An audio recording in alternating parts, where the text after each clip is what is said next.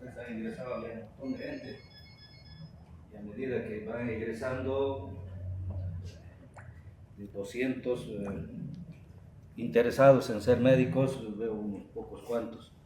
Tal vez estamos aplicando el mecanismo de la grabación, pero obviamente la importancia de asistir a un acto académico pues, dice mucho, ¿verdad? Pienso que ustedes hasta de aquí a unos cuantos años no van a poder hacer la cirugía robótica todavía. Entonces es importante que estén en su lugar donde tienen que hacer las cosas, en su trabajo o en la parte académica que corresponde. Lo digo como reflexión, no es obligatoria la asistencia teórica, pero considero que es un aspecto importante que tienen que tomar en cuenta ustedes. Y no es solamente de quinto año el problema, está en tercero, en cuarto, tal vez en primero van un poco obligados por los docentes, pero bueno, es más de reflexión que otra cosa. Hoy nos toca hablar acerca de prevención de riesgos en el posparto, ¿sí? Cuando hablamos de hemorragias del posparto, debemos enfocarnos en esto. Si las madres pudiesen recibir una adecuada atención posparto por el profesional de salud correspondiente de manera adecuada, con la preparación técnica suficiente, seguramente tendríamos la oportunidad de reducir la morbimortalidad materna y obviamente infantil, ¿no? Porque estamos hablando del binomio. Dice la OMS que el 75% de las muertes maternas se producen por patologías que podemos controlar, ¿verdad? Desde nuestro escenario técnico.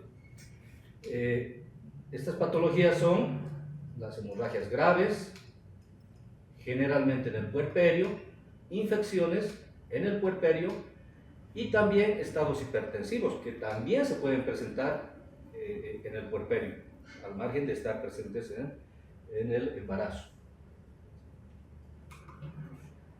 ¿Y qué entendemos por puerperio? No podríamos hablar de hemorragias del posparto si no entendemos qué significa puerperio. Entonces el puerperio había sido aquel periodo donde vamos a verificar algunas transformaciones que van de forma progresiva, retomando la funcionalidad, la fisiología normal, y que pues a través de la involución se restituyen al estado antes del embarazo. Y ustedes ya conocen la clasificación, ¿verdad? El puerperio inmediato, que está dentro de las primeras 24 horas, el mediato hasta los 7 días y el tardío desde el octavo día hasta los 42 días, ¿verdad? ¿Y por qué tenemos que conocer esto? Porque si se produce una muerte materna, tenemos que clasificar. La muerte materna nos dice desde el embarazo, parto o puerperio hasta los 42 días. Hay un puerperio, una muerte materna tardía, que es hasta el año casi después de que ocurre el acontecimiento. Vamos a poder verificar diversos cambios, tanto a través de la anatomía uterina, la anatomía mamaria, etcétera, etcétera, que vamos a ir revisando de a poco. Dentro de los cambios uterinos vamos a ver que van a existir cambios a nivel de los vasos sanguíneos.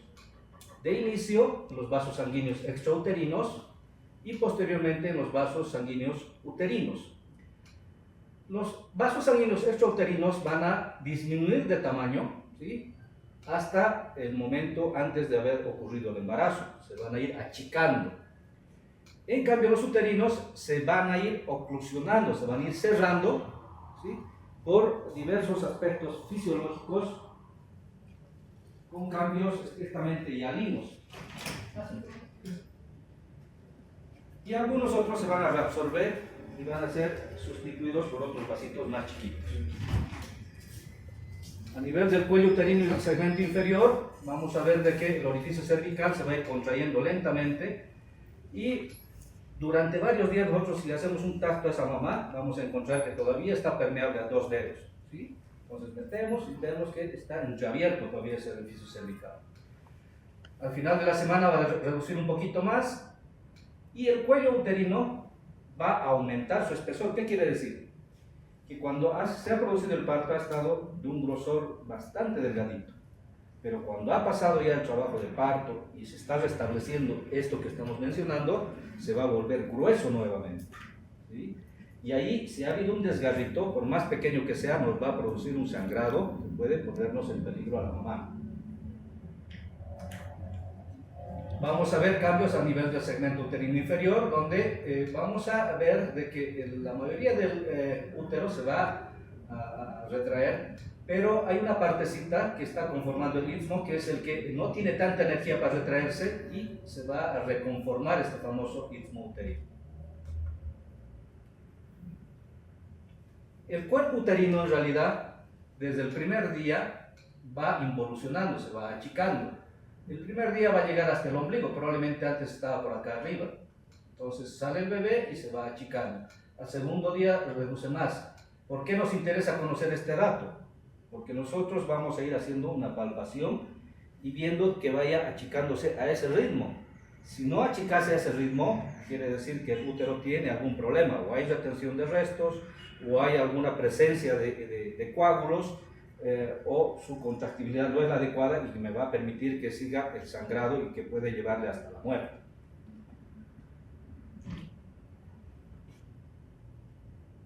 El útero, si nosotros hiciéramos el corte, vamos a ver que es un útero de aspecto isquémico, ¿sí?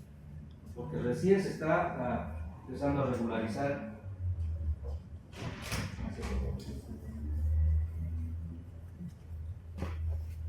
La redistribución de sangre. En el puerperio inmediato, quiere decir en las primeras 24 horas, el útero está pesando todavía 1 kilo, ¿sí? A la semana va a llegar a pesar medio kilo y al final de la segunda semana llegamos a 300 gramos. Un útero normal está pesando entre 60 a 100 gramos, entonces del tamaño de un puño aproximadamente de una dama, ¿sí? El número de células musculares no disminuye, solamente disminuye el tamaño, entonces se hace más compacto. ¿Han escuchado hablar que son los entuertos? ¿Sí? Entonces, el entuerto es más común que se presente en las multíparas, ¿sí? En una primípara todavía no está apareciendo el entuerto. ¿Y qué será el entuerto? Es una contracción vigorosa del útero a ciertos intervalos. Entonces va a estar un poco más álgida una señora que tiene 2 o 3 hijos que una señora que ha tenido un solo hijo en su vida, ¿sí?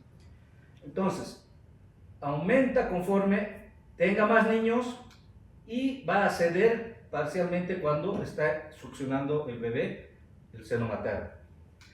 Va a disminuir progresivamente al tercer día y si nosotros le damos de manera casi rutinaria a los analgésicos, pues podemos ayudarle bastante a esa mamá.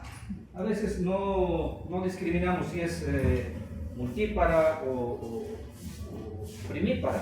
Le damos nomás su paracetamol de forma profiláctica básicamente, ¿sí? Después vamos a recordar un poco qué son los loquios.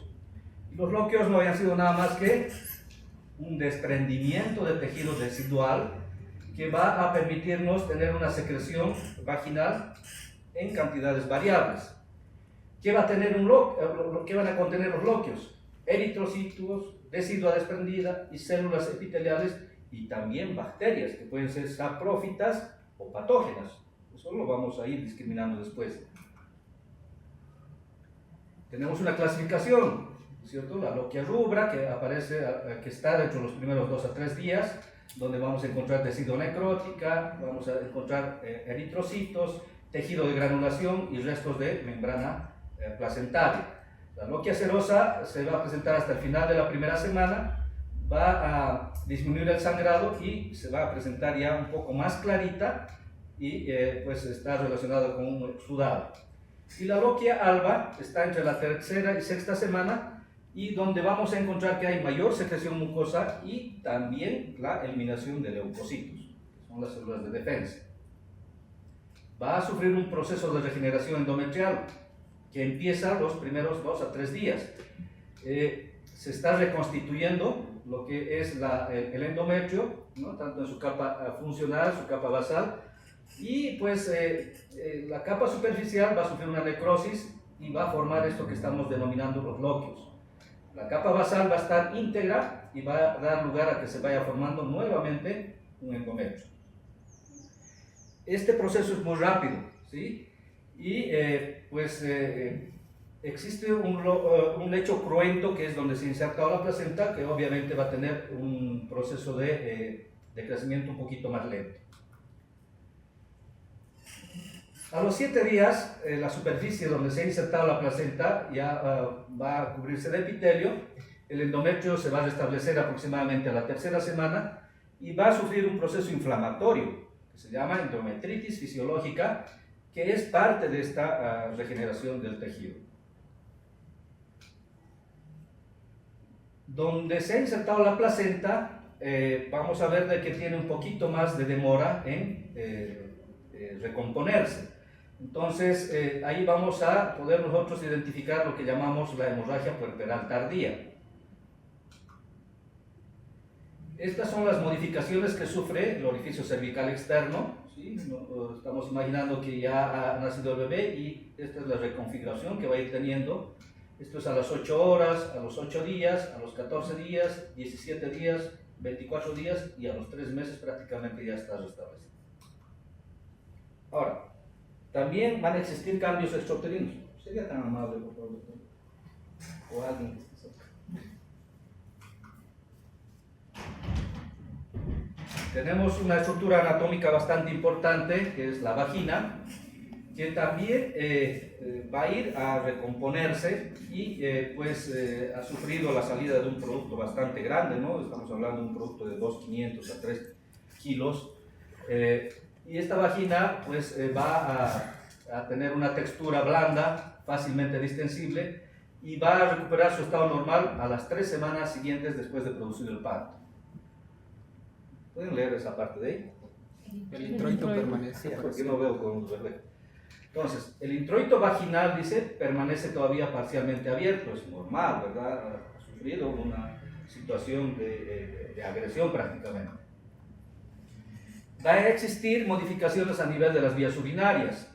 La vejiga, en este caso por la compresión, etcétera, tiene mayor capacidad y es relativamente insensible a la presión intravesical.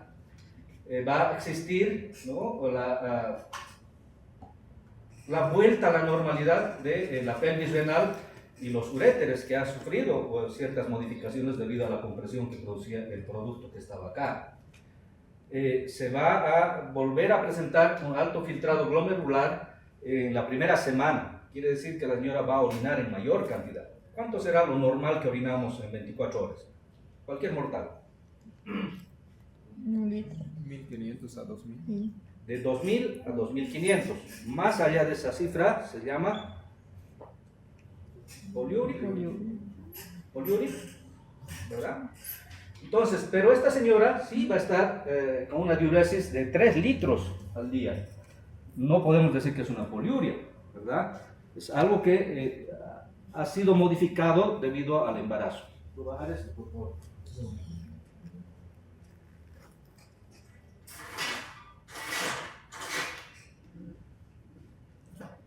Y ahí que es importante que conozcamos, ¿no?, a qué se llama anuria, oliguria, poliuria, etc.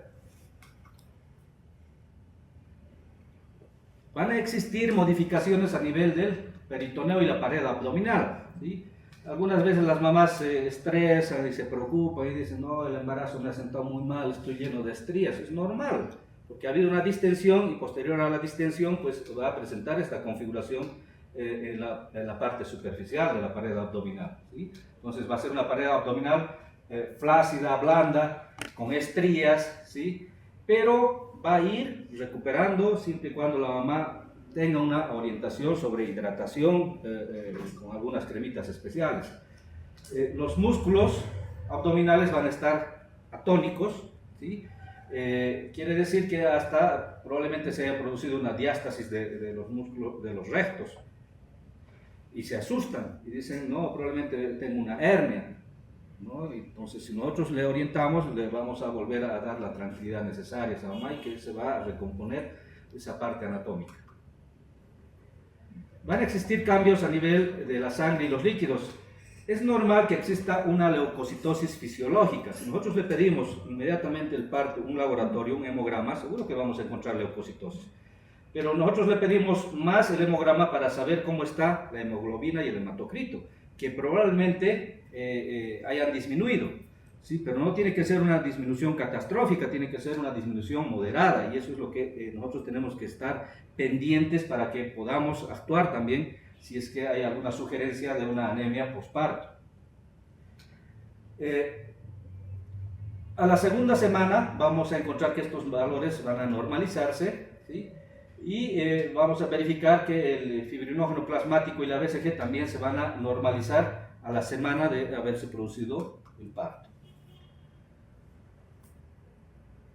La mamá, ¿sí?, que ha ido haciendo seguimiento de su aumento de peso, ¿no?, especialmente aquellas mamás preocupadas por la estética, van a notar que aumentan ¿cuántos kilos durante el embarazo? 10 a 12. De 10 a 12 kilos. ¿Sí? Pero cuando se produce el parto, van a notar que han bajado 5 a 6 kilos nada más. ¿Y dónde están esos 5 a 6 kilos? Están disminuyendo de manera abrupta. En el bebé, la placenta, el líquido amniótico. Cada uno de ellos probablemente le está secuestrando, el bebé ya le está secuestrando ahí hasta 3 kilos probablemente, 3 kilos 500, ¿no? Tal vez la placenta está con un medio kilo, 800 gramos, hasta 1 kilo, ¿sí? Y la cantidad de líquido amniótico también está contribuyendo para reducir hasta llegar a un porcentaje aproximado de este peso. Va a perder además durante los días posteriores 2 a 3 kilos adicionales porque ha aumentado su filtrado glomerular. Y ella se puede asustar, decir, no, estoy rebajando demasiado de peso, algo me está pasando, ¿no? Entonces nosotros tenemos que explicarle esta situación. La mayoría de las mujeres, dice, alcanza su peso previo a los 6 meses después del parto. Entonces, que no piense que va a recuperar la figurita de la noche a la mañana, es muy difícil. Tiene que pasar 6 meses, algunas veces 1 año, y a veces no recuperan su peso que tenían antes del embarazo. También tenemos modificaciones a nivel del aparato digestivo, ¿sí? Va a volver a normalizarse el peristaltismo intestinal porque debido a la compresión que ha habido por el producto, ¿sí?, ha desencadenado estreñimiento, ese estreñimiento además ha desarrollado hemorroides y al momento del parto probablemente ha habido hasta un sangrado, ¿no? Y posterior a ese sangrado se forman los famosos plicomas. La señora va a decir, he sentido algo raro al momento de limpiarme la cola, etc. Puede ver la mamá también, ¿no?, si es que está sintiendo dolor a nivel de la herida quirúrgica, ya sea por un desgarro o porque nosotros le hemos hecho un procedimiento para poder evacuar al bebé. También hay modificaciones a nivel de las glándulas mamarias. Es normal que la mamá tenga congestionada la glándula mamaria porque está llenándose de lechita. Entonces, al margen de aumentar su tamaño, ¿sí?, también puede aumentar la temperatura. Esa temperatura que va a aumentar no debería superar los 38 grados centígrados. Si supera los 38 grados centígrados, estamos diciendo que algo no está bien. Pero si nosotros le medimos en el control puerperal y vemos que está en ese rango, pues nos quedamos tranquilos. Ahora, hablamos de ingurgitación mamaria cuando estamos diciendo que ha habido una vasodilatación, ¿sí?, de los vasos mamarios y los conductos linfáticos van a empezar a llenarse de leche. ¿En qué momento? Entre el segundo y el cuarto día. Va a haber la producción del calostro, ¿sí? ¿Y qué será el calostro? No es nada más que una sustancia, ¿sí?, que es rica en minerales, proteínas, inmunoglobulinas y una serie de otros componentes que le van a ayudar a sobrevivir a ese bebé. La mamá produce exclusivamente un tipo de leche para un determinado bebé, ¿sí? Eso está descrito actualmente en la literatura médica. Va a ser pobre en lactosa y pobre en ácidos grasos. Dura aproximadamente los 5 primeros días. Se llama la leche de oro. Y al ser leche de oro, ¿sí?, es en escasa cantidad y es muy valioso. Y eso es lo que hay que explicarle a una mamá. Algunas mamás dicen, se sienten frustradas, dicen no soy buena madre porque mire no me produce leche. Pero esa cantidad ínfima que va a producir tiene todo lo necesario para satisfacer sus primeros requerimientos de este bebé, porque es la primera vacuna inclusive para que este niño no enferme con algunas enfermedades banales. Para que ocurra ese fenómeno, nosotros hacemos lo que se llama el apego precoz, ¿sí?, que tiene que ocurrir de preferencia entre la primera media hora hasta las 2 horas máximo. La primera media hora es clave. ¿Para qué? Para que fortalezcamos, ¿no?, este circuito hormonal, neurohormonal en realidad, que nos va a ayudar a producir prolactina y producir oxitocina. La prolactina para producción de leche y la oxitocina para la eyección de la leche. Pero su otra labor, ¿sí?, importante es la contracción uterina, que nos va a ayudar a evacuar la placenta. Por eso es importante que sea dentro de la primera media hora. Después le podemos seguir dando, ¿no?, la leche, pero para mí es importante en ese momento, por la acción de la oxitocina, porque al margen nosotros le vamos a poner una oxitocina artificial, ¿verdad?, en 10 unidades internacionales vía intramuscular, ¿cierto? Hay modificaciones en el ciclo menstrual, ¿sí? El ovario se va a mantener en expectativa, está pendiente ahí de reactivarse, pero se va a quedar inactiva siempre y cuando le estemos dando la lactancia materna exclusiva. Entonces, por lo tanto, no va a haber posibilidad de un nuevo embarazo. El restablecimiento del ciclo hipoficiario ovárico va a ocurrir antes del destete. Entonces, el destete probablemente, donde ya le vamos a dar alimentación complementaria, va a ser a los 6 meses hasta los 2 años, tal vez, ¿no?, si la mamá es consecuente. Pero hasta ese momento, si le da leche solamente de pecho, hay muy poca probabilidad de que se embarace esa mamá. Por lo tanto, no está ovulando. Y este es el famoso ciclo, ¿sí?, donde vamos por una inhibición competitiva, ¿no?, vamos a inhibir a la hormona liberadora de gonadotropina, vamos a inhibir a la liberadora luteinizante y a la folícula estimulante, y vamos a inhibir el ciclo estrógeno-progesterona, y obviamente eso va a actuar sobre el útero. Esto es en realidad lo que nosotros debemos ver en prevención, ¿sí? Lo otro era un recordatorio.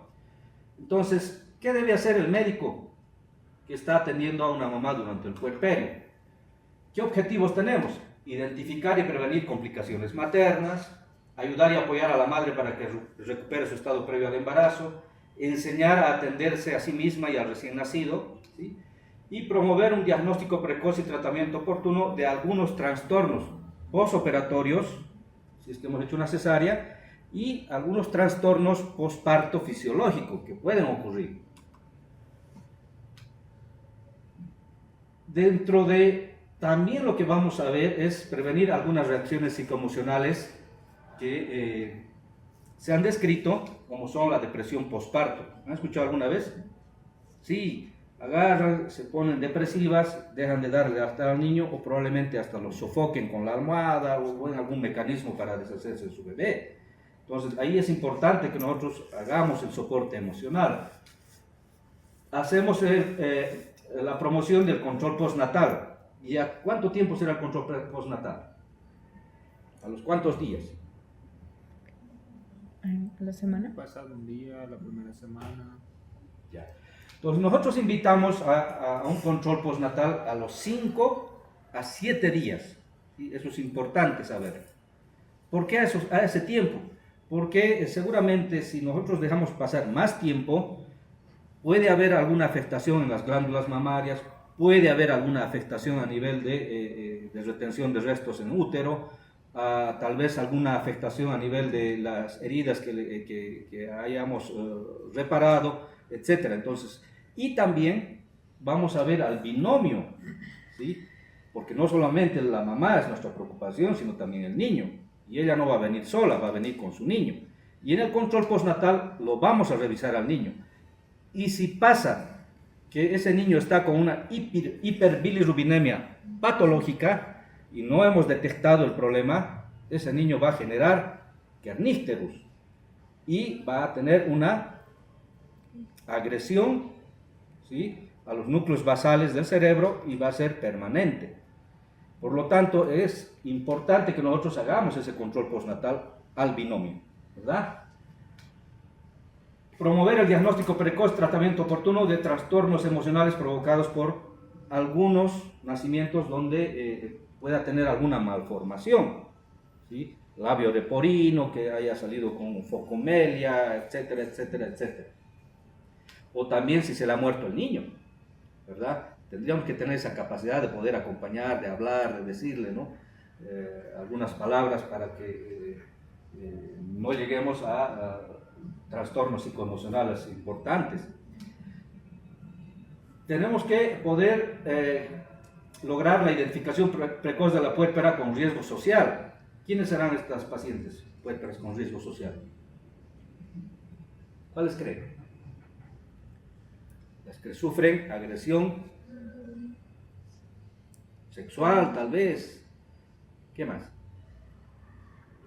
Violencia intrafamiliar, ¿sí? Pobreza extrema.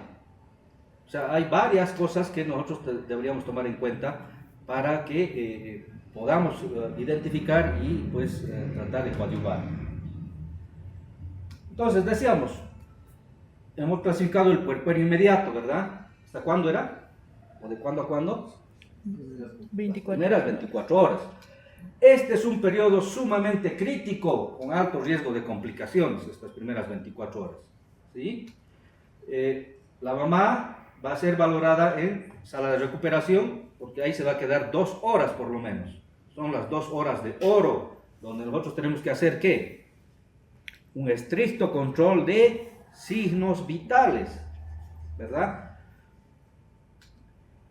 Y uno de los mayores problemas que tenemos son las hemorragias, que nos pueden llevar hasta un shock hipovolémico.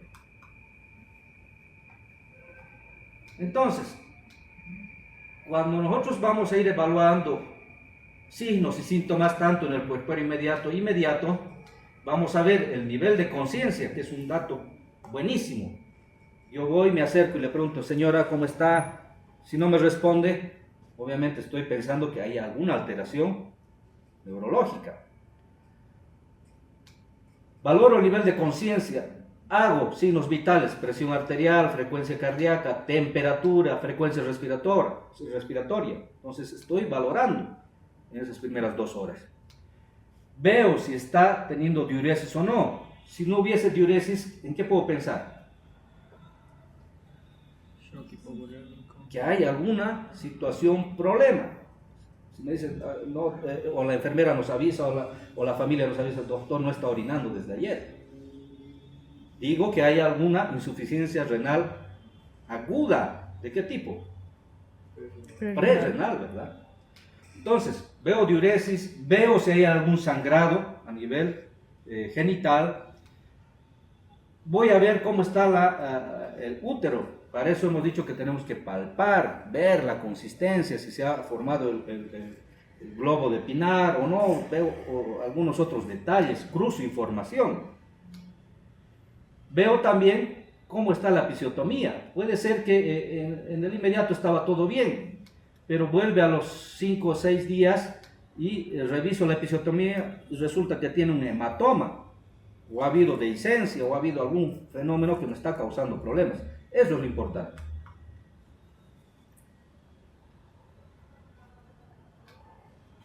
Veo también signos y síntomas en el puerperio tardío.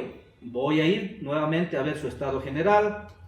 Veo los signos vitales. Pregunto si hay dolor y focalizo y localizo dónde está ese dolor. A veces las mamás nos manifiestan: tengo dolor en todo esto, y tocamos y evidentemente hay dolor, y también puede haber sangrado o puede haber dolor a nivel de la herida quirúrgica, etc. Veo cómo está involucionando el útero, veo las características de los lóqueos. ¿Y cómo tendrás una característica normal de los lóqueos al puerperio tardío? serosos. Pero si están purulentos, Infección. ya sospecho de una infección.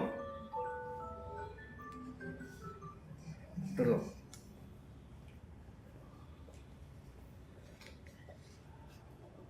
Peor aún si hay mal olor, ¿verdad? Entonces veo la episiotomía, veo la función urinaria, intestinal, si no está teniendo deposiciones, algo no está bien, ¿verdad? Y reviso nuevamente el estado general de las glándulas mamarias. Decíamos que las hemorragias postparto son las que nos traen mayores problemas, ¿sí? Puede ser una hemorragia que se haya presentado de manera temprana, en las primeras 24 horas, puede ser tardía, de entre las 25 horas hasta las 6 semanas postparto, ¿no? Entonces, no debemos confiarnos que todo está bien a los 5 a 7 días que le he revisado. Tengo que seguir haciéndole unos controlcitos más a esta mamá. Obviamente el riesgo aumenta en estas primeras 24 horas, ¿sí? Por lo que hemos descrito del lecho cruento de la placenta, de la inserción de la placenta, etc. Según este concepto, hemorragia es la pérdida de sangre mayor a 500 ml en un parto normal y 1000 ml en un parto quirúrgico, ¿sí? Pero lo que en realidad hay que hacer, porque es muy difícil cuantificar, ustedes podrían cuantificar, ya ha perdido 500 ml, tal vez contando, ¿no? Gases, apósitos, teniendo un cálculo, se puede. Pero lo que nos va a guiar más es esto, el estado general de esa paciente, ¿verdad? Y aquí vamos a discriminar si esa paciente ya está con una situación de choque. ¿Y cómo se saca? A través del índice de choque, que se hace frecuencia cardíaca dividido entre presión arterial sistólica. Y eso me va a dar un dato para ver cómo está yendo. Enseguida vemos. Voy a revisarla a la mamá, voy a ver cómo está la piel, si está una piel pálida, está blanca la señora, digo, pues estamos en problemas. Voy a ver sus mucosas, ¿no? Y lo primero que voy a ver seguramente son los ojitos, ¿no? Las conjuntivas. Está transpirando frío y tiene el sensorio ya alterándose. Y cuando ya ha perdido demasiada sangre, ha reducido el flujo cerebral, ha empezado a generar una alteración más manifiesta del sensorio con inquietud, confusión y tal vez llegando hasta la letargia de esa paciente. No reacciona con nada. ¿Sí? Entonces, aquí está el famoso índice de choque, que es frecuencia cardíaca sobre presión arterial sistólica. Y nos da datos. Miren, si es de 0,5 a 0,7 es normal. Si es de 0,8 a 0,9 nos dice que es un choque no manifiesto, pero que puede indicar un estado de hipoperfusión. Y si es mayor a 1, ya nos está indicando choque, ¿no? Y eso ya nos tiene que activar un protocolo. Entonces, la paciente que está con un sangrado profuso, que nosotros nos estamos dando cuenta, esto no es normal, debe ser clasificada como prioritaria. Generalmente una hemorragia obstétrica puede ser catastrófica, pero que nosotros no nos estemos dando cuenta, que el sangrado esté aquí adentro, porque no está saliendo, se ha formado un tapón, en el orificio cervical interno y por lo tanto no está saliendo masivamente esa sangre hacia afuera y no me estoy dando cuenta, a no ser que yo le haga una medición de la presión arterial y le controle la frecuencia cardíaca de manera inmediata. Es importante que hagan esa labor, ¿no? Y calculen con este índice de choque que está en el cuadrito. Les voy a pasar la presentación, no se preocupen, ¿sí?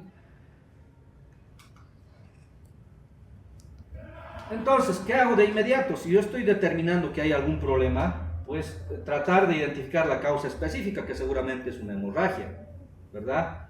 Voy a administrar líquidos endovenosos, tratando de mantener un volumen circulante, puede ser fisiológico o Ringer, preferentemente, ¿sí? Eso se indica. Por 2 vías, a requerimiento necesario. Ahora hay una nueva actualización que enseguida les voy a mostrar. Pero estamos hablando de estabilizarla hemodinámicamente, por lo tanto, si hay sangrado, hay pérdida de la hemoglobina y la hemoglobina nos transporta oxígeno. Entonces, ¿qué tendría que darle de manera suplementaria? Pues, oxígeno, ¿no? De inicio por puntas nasales. Le puedo dar 2 litros por minuto, 3 litros por minuto, hasta 5 por minuto por puntas nasales. Pero si no estoy compensando, ya tendría que pasar a una mascarilla, ¿verdad? Y a darle a un flujo un poco mayor. Y para aquello que quisiera poner sonda Foley, Para valorar la diuresis. para valorar diuresis. Eso les van a exigir cuando ustedes traigan de referencia un paciente que esté con sospecha de un shock hipovolémico. Y lo primero que van a ver, ¿y su sonda Foley? ¿Cómo voy a valorar cuánto está orinando o no?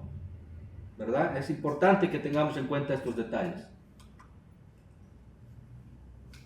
Ahora, esto es lo que les decía, es una nueva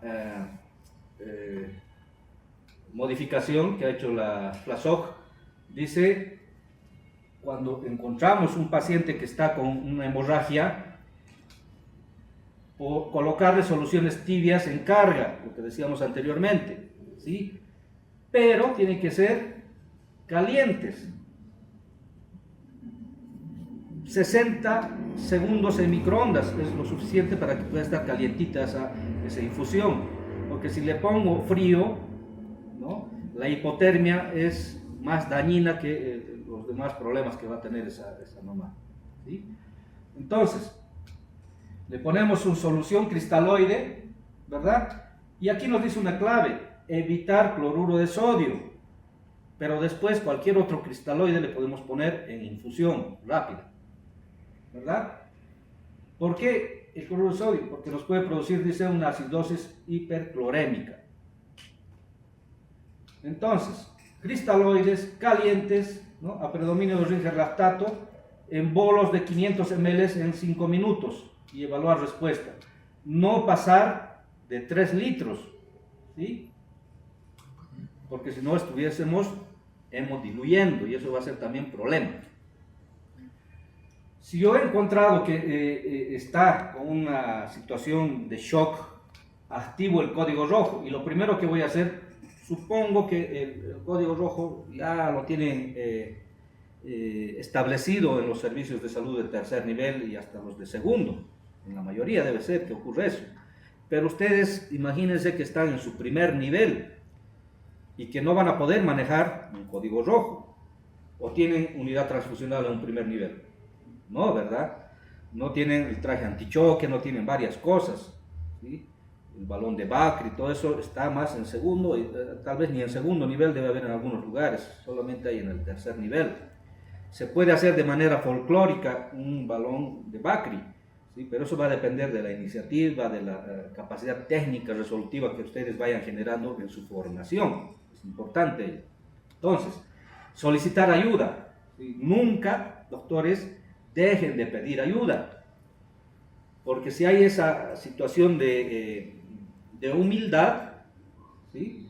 Y no creerse el todopoderoso, seguro van a resolver una situación de vida o muerte de algún paciente. Pidan ayuda. Antes era difícil por el teléfono, qué sé yo, no había llamadas a discreción. Ahora tenemos el celular, están las 24 horas activadas las líneas para poder llamar a cualquier profesional de su confianza. Los hospitales también tienen sus servicios de apoyo. Pidan ayuda. Y obviamente al pedir ayuda vamos a activar el sistema de referencia y contrarreferencia, que es el AJO, ¿verdad? Para hacer una referencia adecuada, justificada y oportuna. Causas para las hemorragias. Miren, desde una episiotomía, ¿no?, común y silvestre, hasta un desgarro que puede haber ocurrido de manera accidental. Y ahí encontramos las famosas 4 T's, ¿sí? Dice un 70-80% está producida por una hipotonía uterina, atonía uterina, sobredistensión uterina, coriamnionitis, agotamiento muscular, inversión uterina, ¿sí? Un 70-80% está relacionado con la T de tono. 15-20% está relacionado con trauma, laceraciones en el canal de parto, tanto con ruptura o dehiscencia uterina. Un 5-10% está relacionado con tejidos, retención de placenta, retención corioplacentaria y hematomas. ¿sí? Tejido hemático. 1% con algunos otros problemas de coagulación. Y la quinta T, doctores, había sido tiempo. Esto recién está en consideración. Esto lo ha expuesto hace unos días el doctor Mario García. ¿Sí? Entonces, esta sería la quinta T. Y esto probablemente sea una pregunta de examen. Entonces, dice, la fiebre puerperal, que es otro de los problemas, estamos hablando de prevención de riesgos. ¿Sí? Entonces, un riesgo había sido la fiebre puerperal. Y la fiebre puerperal se considera aquella temperatura mayor a 38 grados en al menos 2 tomas, ¿sí? Y en las primeras 24 horas a 10 días del puerperio. Va a aparecer en 1 a 5% de los partos y es una casuística más importante cuando hay cesárea, por motivos obvios, ¿no es cierto? La instrumentación, manipulación, etcétera, puede hacernos aumentar ese porcentaje.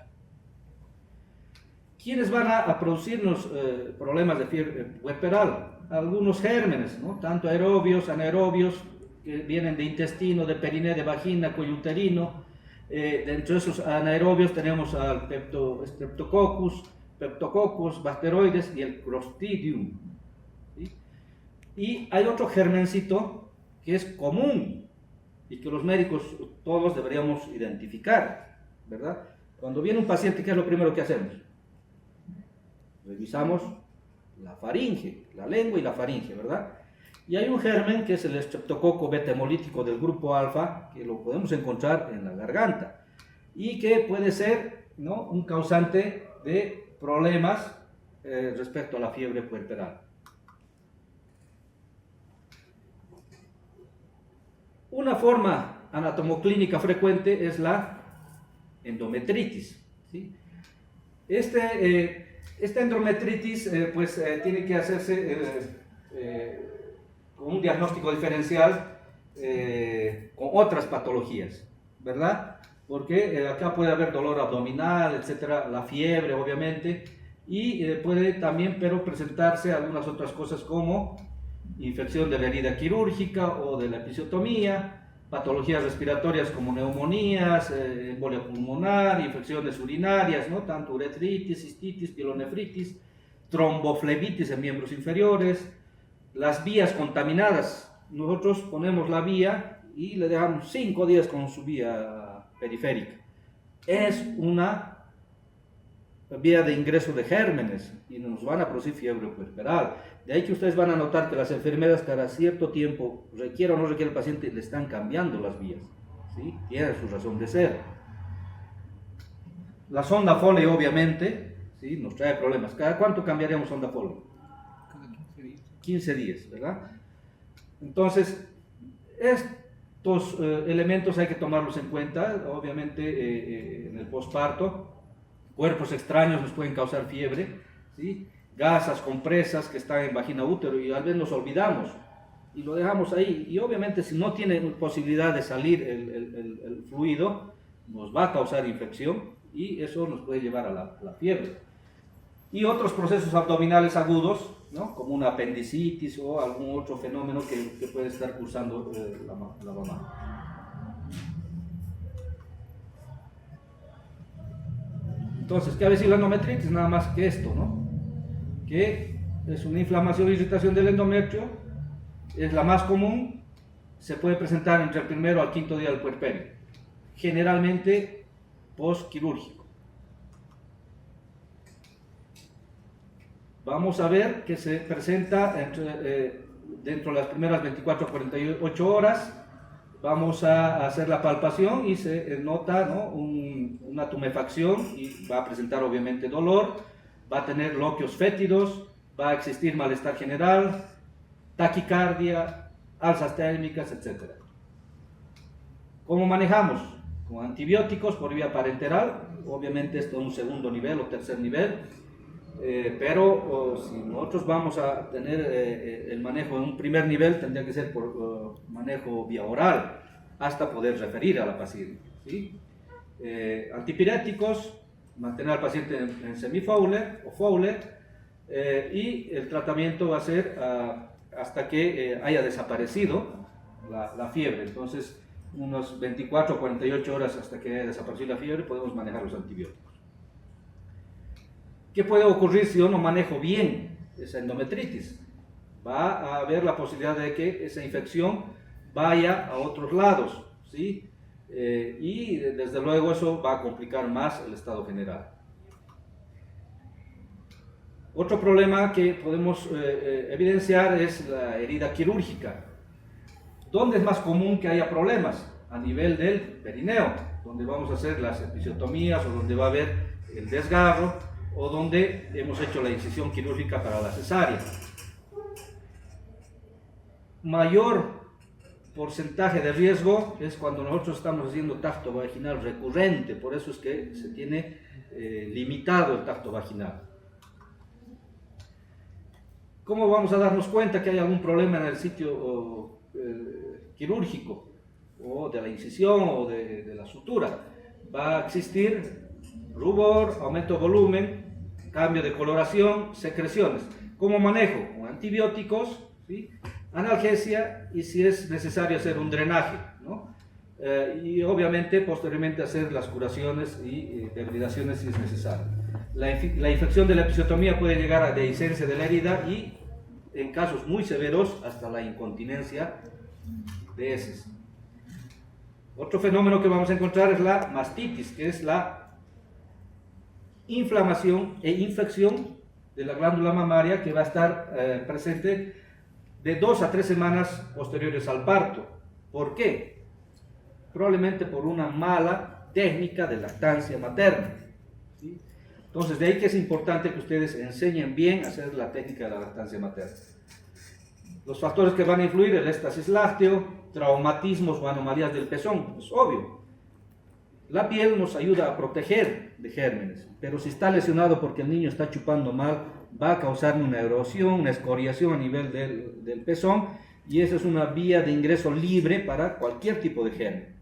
Y va a llegarse a constituir una mastitis, y posteriormente se puede formar hasta un absceso mamal. Entonces, ¿cómo va a estar la paciente? Con dolor, sensibilidad, sensación de masa dura, que está localizada o focalizada, va a estar con cambio de coloración, generalmente eritematosa, ¿sí? Va a ir acompañada de fiebre, malestar general, escalofríos, y si llega al absceso, pues definitivamente tenemos que hacer un drenaje. Y el drenaje quirúrgico es sumamente doloroso. Desde ya el solamente estar con la infección ya le está causando problemas. No solamente a la mamá, sino también al producto. Y yo no puedo infiltrar acá anestesia local, porque está con pus, ¿verdad? Y ahí no va a pegar a la anestesia local. Entonces le estamos condenando a esa mamá a tener problemas, tanto con su bebé como con ella. El manejo va a ser con antibióticos, analgesia y pues ayudarle con lo que se pueda para mejorar el dolor. La tromboflebitis es una patología, ¿sí?, que nos causa problemas también. Es una inflamación de la pared del vaso, donde vamos a encontrar un coágulo adherido, ¿sí?, acá. Entonces, existe trombosis venosa superficial, que se puede presentar a nivel de las venas afenas, o trombosis venosa profunda, ¿no? Este fenómeno se presenta generalmente después del alumbramiento. ¿Por qué?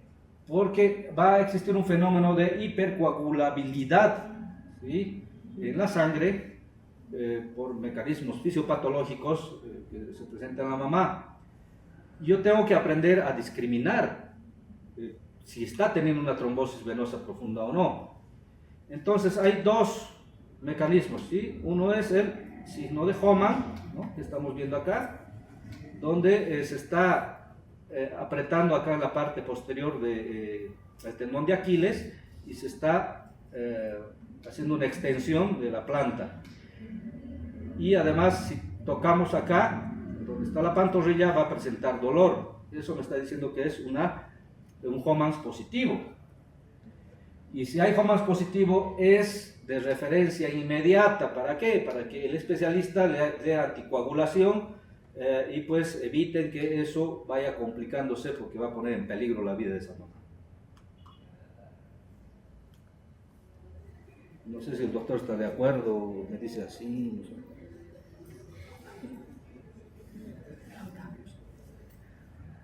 Un aplauso para el doctor.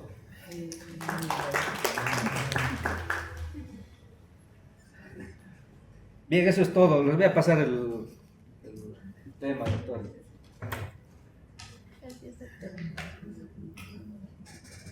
Puedes retirarse, los de mi grupo se quedan.